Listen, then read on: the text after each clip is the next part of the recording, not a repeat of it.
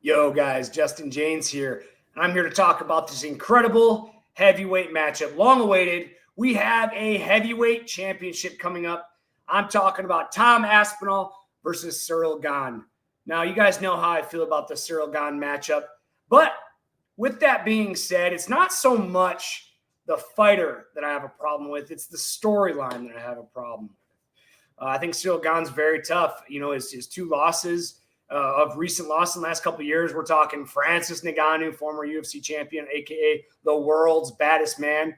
Then he lost to Jon Jones, and since that loss to Jon Jones, which I thought was kind of a very weak performance, Ciryl Gane to me almost looked afraid in that fight, getting finished with a guillotine choke at like the 2-minute mark. I was at Huzaifa's house, man, and what a just disappointing fight that was. I think Ciryl Gane had incredible footwork. He moves like a lightweight at the heavyweight division. I really thought he was going to give Jon Jones fits.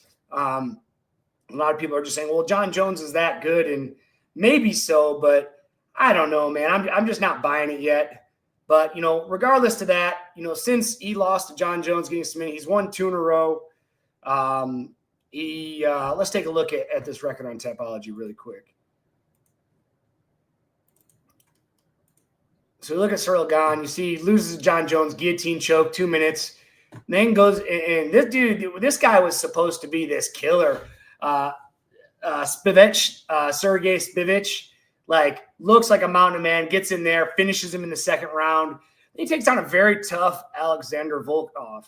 Man, let me tell you, this is the second time he's beat Volkov, and I'm such a big Volkov fan, you know, and he hasn't been able to put Volkov away, but the first time he beat him, you can see it down here.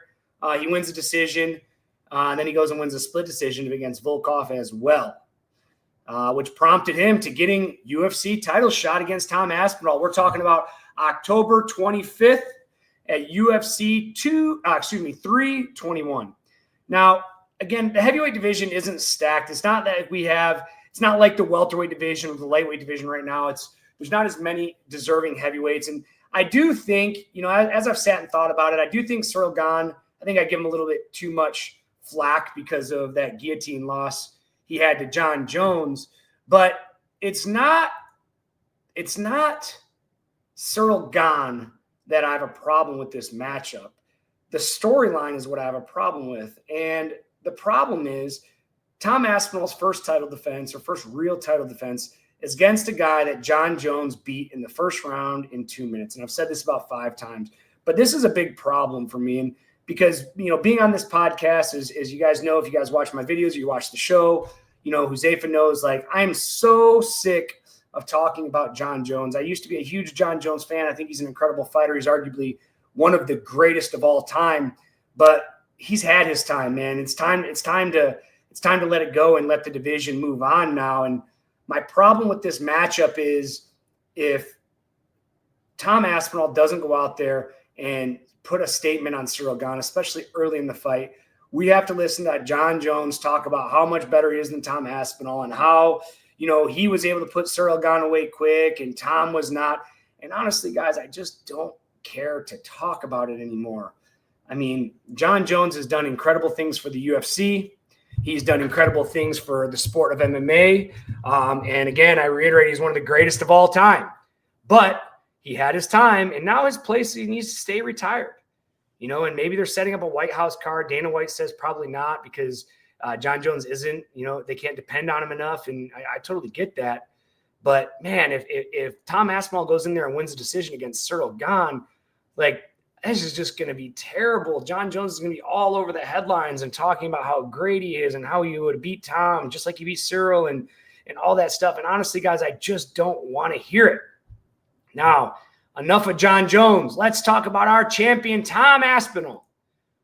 All right, we're going to go over to Tom's Tapology page just to talk about his record. And, you know, you look at this loss to Curtis Blades. He got injured in 15 seconds. I remember I bet Curtis Blades in that fight too. So when I saw Tom get injured, it was good for my pocketbook. But, you know, he came back. You know, he gets finished because of the knee injury in 15 seconds in the first round. But now you look, Curtis Blades goes out there, ground strikes, 1 minute first round. Like, what a stellar performance. And you look at his record coming in, like 8-1 in the UFC. His one loss is due by injury. And then, you know, you look at these wins right here: finish, First round finish, performance of the night. First round finish, performance of the night. First round finish, performance of the night. Now, Ciryl Gane. Now, I really think, you look at Volkov down here. He finished Volkov in the first round.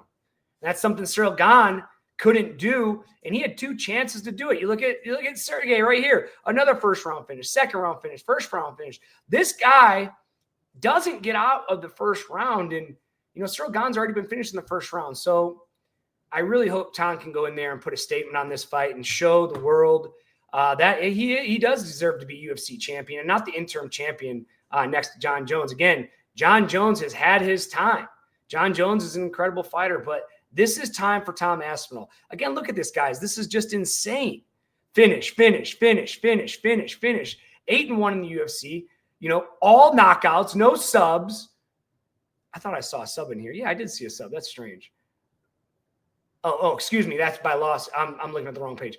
6 by knockout, 2 by sub. All his wins have come with finish. I mean, I'm super excited for this fight. I'm really nervous for Tom Aspinall, man, just because as a fan of the sport, I want the heavyweight division to prosper. Jon Jones has put this division on hold for so long, and it's about time that Tom is going to get in there and represent the UFC as the champion. I'm looking forward to this fight. I just hope Tom can get through Ciryl Gane as he's got through everybody else. Guys, tell me what you think in the comments. Are we all sick of hearing of Jon Jones? Let's start talking about Tom Aspinall.